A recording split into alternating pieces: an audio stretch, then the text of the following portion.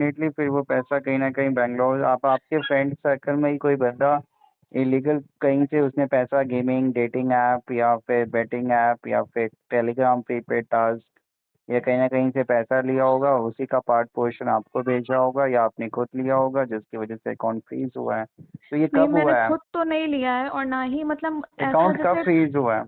Account मेरा 2-3 months हो गए हैं तब फ्रीज किया तो गया फिर है आज क्या दिक्कत आ फरवरी गई? में। आज समय मतलब उससे पहले तो मुझे बैंक से ही, मैं बैंक ही जा रही थी तो था कि हाँ मतलब वो बात कर रहे हैं बैंक से ही।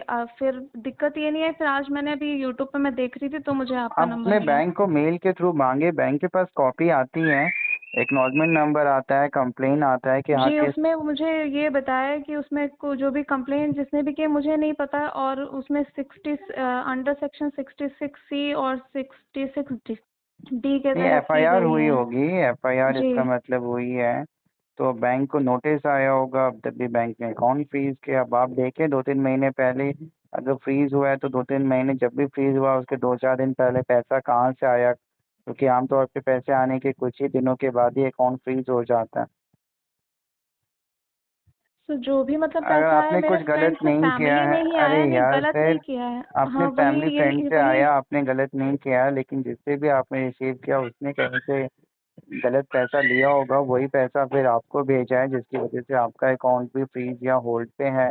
तो वो जो भी है। लेकिन ये 23,000 मतलब कि रुपीस उसने दिया था। हमने उसको बदले में मतलब कि डॉलर दिया था। सब कुछ सक्सेसफुली हुआ था, कोई भी इसमें कुछ भी दिक्कत नहीं हुआ था। बाद में उसने मतलब कि ये हमारे मतलब कि हमारे अकाउंट को रिपोर्ट करके फ्रीज करवा दिया।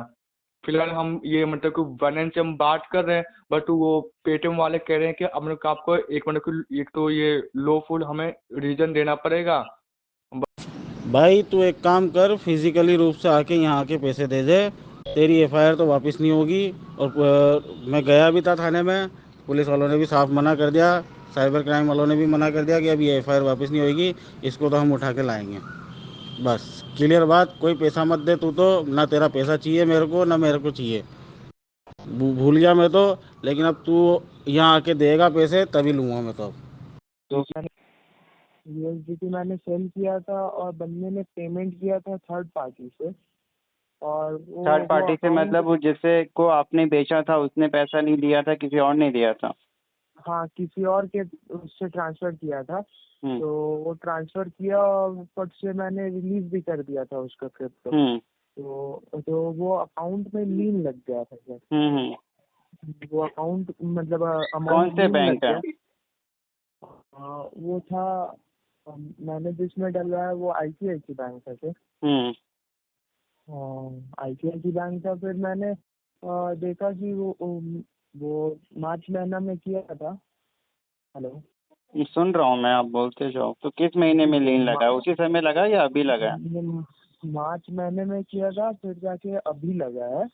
अब अभी मतलब अप्रैल में, मार्च अप्रैल, हाँ अप्रैल में लग गया था सर। अप्रैल में लगा था। फिर मैं खोजा कि कौन किसके वजह से हुआ, किसको मैंने सेल किया था, किसकी वजह। तो मैं देखा कि जिस बंदे के कारण हुआ है वो बंदा वही है जिसके साथ मैंने किया था। तो वो उसको मैंने बताया नहीं कि मेरा अकाउंट लीन लगा। बिना बताए मैंने क्या किया कि उसे बोला कि वापस से मुझे क्रिप्टो बेचना है। तो उससे मैंने जिस अकाउंट में लीन लगा उस अकाउंट में नहीं बल्कि दूसरे अकाउंट में मैंने फिर उससे एडवांस पेमेंट ले लिया था।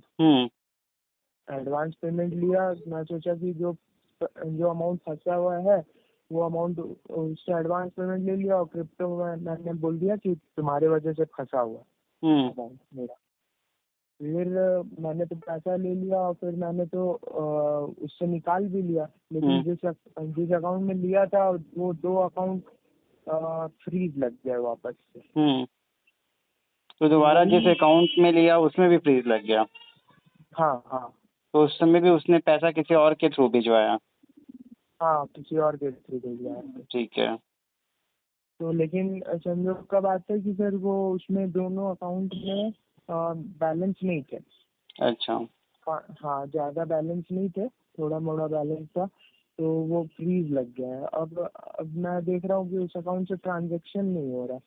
वही नहीं समझ में आ रहा है सर कि क्या करे, इसको छोड़ दे अकाउंट को नहीं, आप रहने अपने दे। बैंक से जानकारी ले लें कि किस पुलिस के द्वारा हुआ है, और उन पुलिस को हाँ हाँ रिपोर्ट कर दें कि भैया ये मैंने क्रिप्टो बेचा था, जिसकी वजह से कई बार जाने अनजान में बिना अपराध में सम्मिलित हुए भी आप ऐसे पैसे को ले लेते हैं जो कि फ्रॉड का पैसा होता है, और जिसकी वजह से चेन में ट्रांजैक्शंस की वजह से आपके अकाउंट को भी फ्रीज़ कर दिया जाता है। कई बार first layer, second layer, third, fourth layer में पैसे आपके अकाउंट में आए होते हैं अलग अलग सोर्स के थ्रू, चाहे आपने कोई सामान बेचा हो, क्रिप्टो में यूएसडीटी बेचा हो, या फिर किसी काम के बदले पैसे आए हों, या फिर किसी सर्विसेज के बदले में।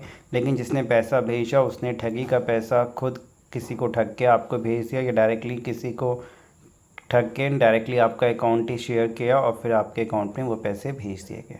अब पुलिस आपसे पूछताछ करेगी आप क्या काम करते हो, आपने जो पैसे लिए हैं वो किस चीज़ के लिए लिए हैं, क्या उसके पीछे एक जस्टिफाई रीज़न है, या आप भी उन आपराधिक क्राइम से कहीं ना कहीं आप सम्मिलित तो नहीं हो। जस्टिफाई रीज़न होगा डेफिनेटली। अब प्रॉब्लम तो है क्योंकि जो पैसा आया है वो चोरी का है, फ्रॉड का है, वो आपको वापस करना होगा नियम अनुसार, अगर डायरेक्टली कंप्लेंट के थ्रू आया है तो, क्योंकि वो चोरी का पैसा है, फ्रॉड का है। लेकिन सबसे बड़ी समस्या होती है कि पूरे ही अकाउंट को फ्रीज़ कर दिया जाता है। जो डिस्प्यूटेड अमाउंट है उसको लीन, कई बैंक्स उसी अमाउंट को लीन या होल्ड पे करते हैं, और कई बैंक पूरे ही अकाउंट को फ्रीज़ कर देते हैं। अलग अलग पुलिस के भी डायरेक्शंस होते हैं, कई बार डायरेक्टली एफआईआर दर्ज होती है। पुलिस आपको इवन अपने पुलिस स्टेशन में बुलाती है पूछताछ के लिए, फिजिकली बुलाया जाता है। कई बार कोर्ट से भी नोटिस आते हैं कि भैया आपके अकाउंट में ये फ्रॉड का पैसा आया था, आप आके अपेयर होके अपना पक्ष रखें। अब इस परिस्थिति में पुलिस का नोटिस आया है, एफआईआर दर्ज हुई है, जाए ना जाए, जाएंगे तो क्या होगा, नहीं जाएंगे तो क्या होगा, बहुत से सवाल, बहुत सी प्रॉब्लम्स। तो आपका भी अगर बैंक अकाउंट फ्रीज से रिलेटेड है, कैसे अनफ्रीज कराए, पुलिस का नोटिस आया कैसे जवाब दें बिना गए हुए, कोर्ट का नोटिस आया कैसे जवाब दें, कैसे अरेस्ट से बचें, कैसे अकाउंट को अनफ्रीज कराएं, कैसे अपने पॉइंट्स को जस्टिफाई रखें, कैसे लीगल नोटिस भेज सकते हैं पुलिस को घर बैठे हुए, मेल के थ्रू रिप्लाई कर सकते हैं, बाई पोस्ट लेटर के थ्रू रिप्लाई कर सकते हैं, सारा कुछ आपको बताया जाएगा। तो आपका जो भी मैटर है आप हमें व्हाट्सअप कर दें, जो भी नोटिस, ईमेल्स आपको बैंक की तरफ से रिप्लाई मिले हैं वो आप भेज दें, जिससे आपको कंप्लीट हेल्प मिल सके, आप अपना समय, पैसा और मानसिक परेशानी बचा सकें। वीडियो को लाइक और शेयर ज़रूर करें, चैनल को सब्सक्राइब भी ज़रूर करें, जिससे आप जुड़ जाएं हमारे साथ।